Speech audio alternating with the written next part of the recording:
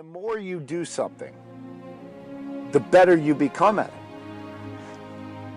And we think that when we look up to people, that they were just like given this God-given ability, that they were just born with talent, that they were born, a comedian was born really funny, and that a news anchor just was like great on the mic from day one. And the reality is that this is just a matter of conditioning. Stepping outside your comfort zone and being able to persevere through that anxiety, through that fear. Everyone is scared the first time they do something. You don't think a dentist, the first patient he ever sees, is shaking in his boots? It's the reality of it. But after you've been doing it for 10 years, you're no longer shaking. Right? And that's a little easier to wrap your head around than more glorifying professions that are a little harder to be prominent in, like acting or athletics. These people poured their heart and soul into something. And so they stepped outside the anxiety and the fears in the beginning and just kept putting themselves out there, failing, mistakes. That news anchor, over and over again, just practiced and made a lot of mistakes in their regimen. But they just did it over and over again, and eventually you see the end result. Only after they're really good at something. But they're only really good at something because of all the effort they put in beforehand. They don't become really good at something and then they decide to put the effort in. That's not how it works. This world is 50-50. But you have to give first to receive. The giving has to take place first. And then you will receive. Right? This stuff is, you think it's in the Bible for nothing.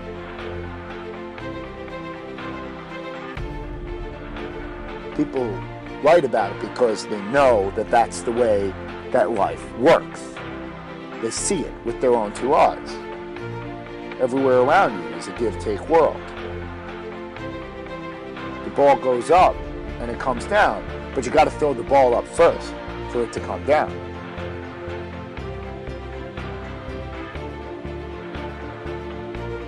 And so you need to get over the hump in the beginning.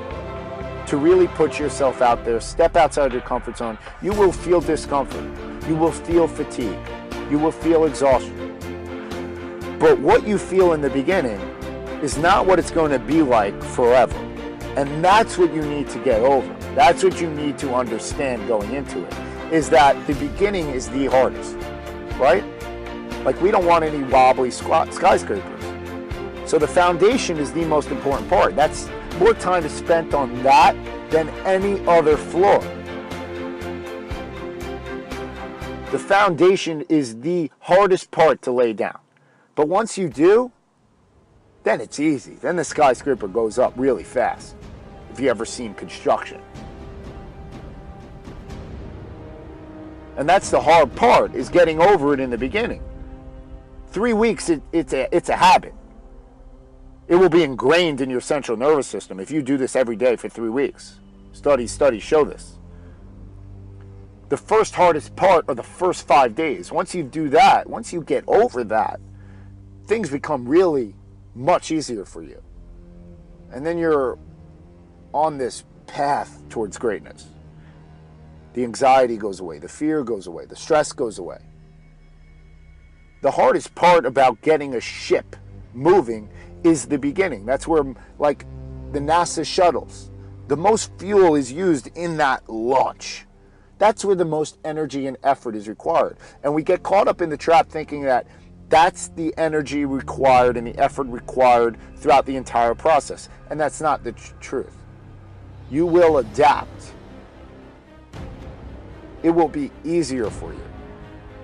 But it's a matter of getting over that fear in the beginning to then get to that point where it's ingrained in your central nervous system. Then you're on autopilot. Like, if you ever wrote a paper for school before, and it's really hard in the beginning. You procrastinate, and you just put it off. And then it's like the night before or something that it's due, and then you just like sit yourself down and do it. And the first 15 minutes, it's like writer's block, it's hard. And then you break through. And then it's like you're on autopilot after a while. And it's like, where are these thoughts coming? It's just unbelievable how the brain works. And you're like, you're writing a million miles a minute. It's like thoughts that you never even thought of before are just coming out. I know this has happened to you. And then you have to almost pull yourself away because you have to go to bed to get some sleep because you're just like on this path. And that's how life is.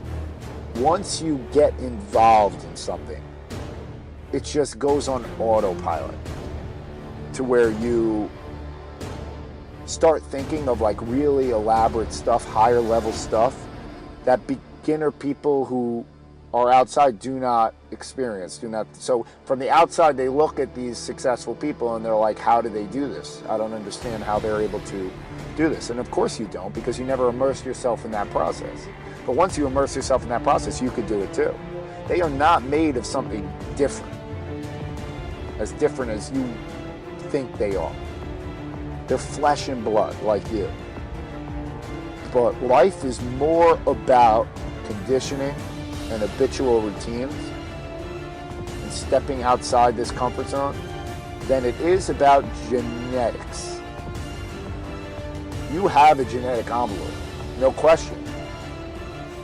And you may be endowed with certain gifts and qualities, but I guarantee you that many successful people wish they had qualities that you have, because no one's perfect in this world. Everyone is imperfect, right? But you can't be on this quest to be perfect. You are imperfect. So the quest is not to be perfect. You will never get there. If that's your goal, you will fail in that goal. The quest is